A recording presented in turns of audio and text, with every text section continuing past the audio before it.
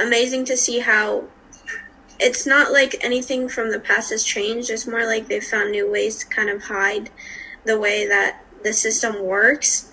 And it's just interesting to see that not a lot of people know. As well. So what surprises me the most is like we would have somebody like abuse the law, like a person of color, and then a person who isn't of color commits the same crime.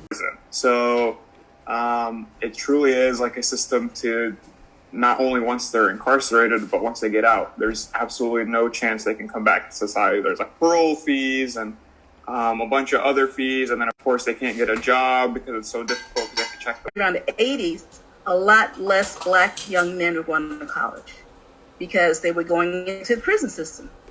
And so these things, just like you said, these things were orchestrated. I mean, they were pre-planned. They planned things well in advance.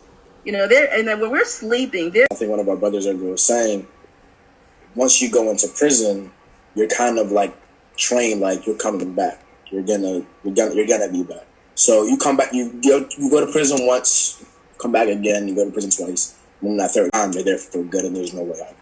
So I feel like that three strikes law is also a big factor, and it's really sort of a trap. It is to all minorities in the United States.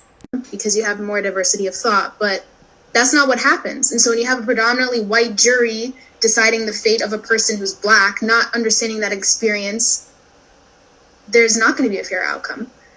So Amazon, eBay are either still part of the council or used to be part of it.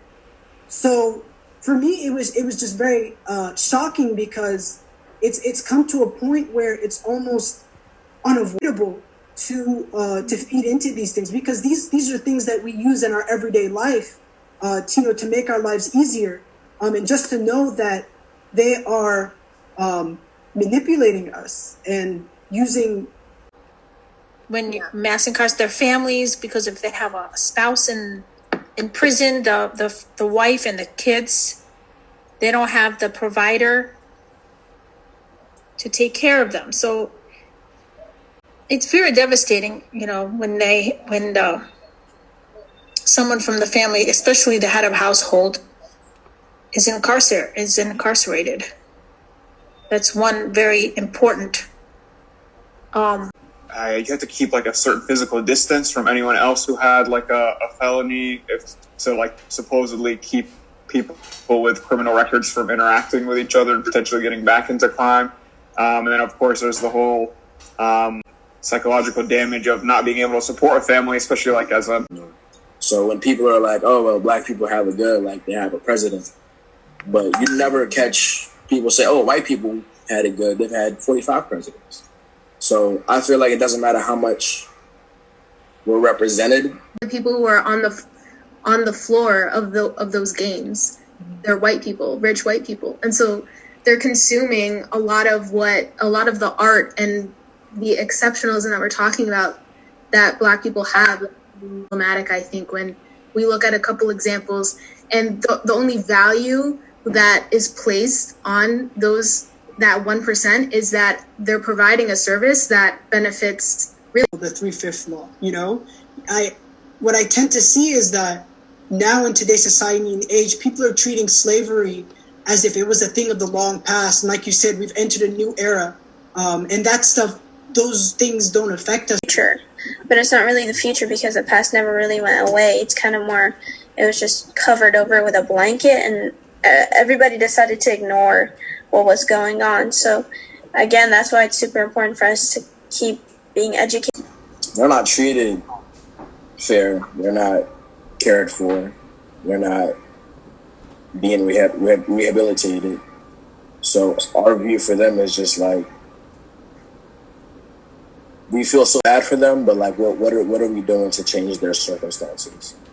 I for one, I just like, well, they come out, and the trouble they have when they leave, when they leave prison and try to actually rebuild their lives on the outside, as I'm sure you guys have already discussed. But really that demonization, I think all of us, especially if you don't know anyone. I think it's different if you know someone on the inside. If someone you know, or someone in your family or a friend has been on the inside, you would view it differently because you're closer to the system. But popcorn session, like that works. I'm saying community service is probably one of the biggest things to help rebuild these communities where these Black and brown people come from. If you see somebody who, and I think somebody earlier mentioned that, community doesn't accept you after you go to jail or after you're an inmate.